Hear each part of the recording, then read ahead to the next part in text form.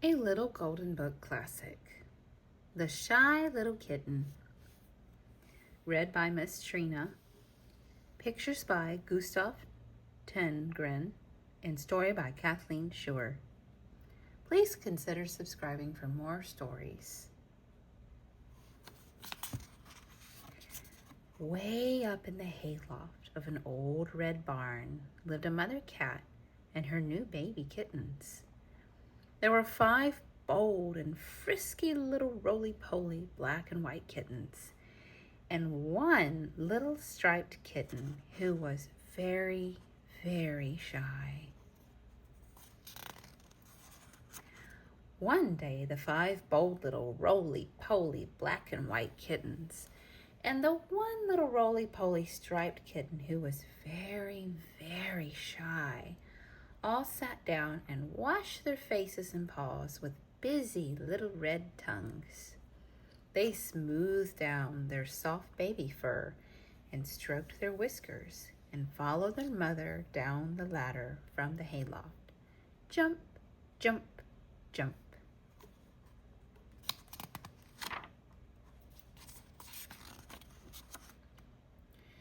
Then off they marched, straight out of the cool, dark barn into the warm sunshine. How soft the grass felt under their paws. The 5 bold and frisky little kittens rolled over in the grass and kicked up their heels with joy. But the shy little striped kitten just stood off by herself at the very end of the line. That was how she happened to see the earth pushed up in a little mound right in front of her. And then up came a pointed little nose. The nose belonged to a chubby mole. "Good morning," said the mole, as friendly as you please. "Won't you come for a walk with me?" "Oh," said the shy little kitten. She looked shyly over her shoulder.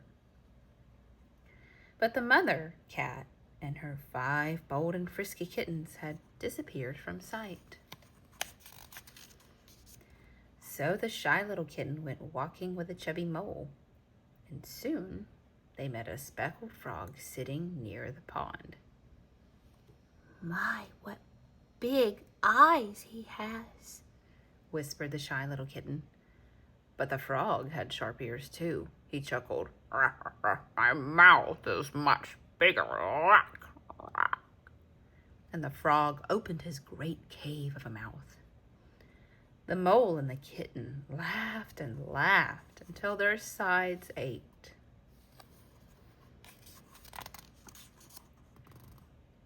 When the kitten stopped laughing and looked around, the frog had vanished.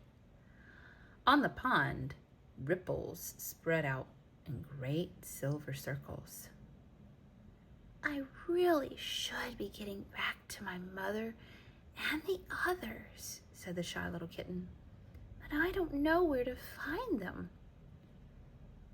"I'll show you," said a strange voice, and out of the bushes bounded a shaggy black puppy. "Oh, thank you," said the shy little kitten. "Goodbye, Mole." And so off they went together, and the shy kitten and the shaggy puppy dog. The little kitten, of course, kept her eyes shyly on the ground. But the shaggy puppy stopped to bark "Ruff, ruff," at the red squirrel in a tree. He was full of mischief. The squirrel chattered back, and she dropped a hickory nut right on the puppy's nose. She was very brave. "Wow, wow, wow," barked the mischievous puppy, and off they went toward the farm. Soon they came bounding out of the woods, and there before them stretched the farmyard. "Here we are," said the shaggy puppy dog. So down the hillside they raced, across the bridge above the brook, and straight onto the farmyard. In the middle of the farmyard was the mother cat with her 5 bold and frisky little black and white kittens. In a flash, the mother cat was beside her shy kitten, licking her all over with a warm red tongue. "Where have you been?" she cried. "We're all ready to start on the picnic." The picnic was for all the farmyard animals. There were seeds for chickens, water bugs for the ducks, and carrots and cabbages for the rabbits. There were flies for the frog, and there was a trough of mash for the pig. Yum, yum, yum, how good it all was. After they finished eating, everyone was just beginning to feel comfortable and drowsy when suddenly the frog jumped straight into the air, eyes almost popping out of its head. "Help! Run!" he cried. The frog made a leap for the brook.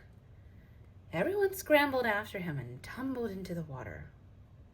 "What is it?" asked the shy little kitten. "A bee!" croaked the frog. "I've been a bee!" Then they saw that one side of his mouth was puffed up like a green balloon. Everybody laughed. They couldn't help it. Even the frog laughed. They all looked so funny as they climbed out of the brook. The shy little kitten stood off to one side. She felt so good that she turned a backward somersault right there in the long meadow grass. "This is the best day ever," said the shy little kitten. The end. Well, I hope you enjoyed reading this story along with us as much as we enjoyed reading it with you. And until next time, bye-bye.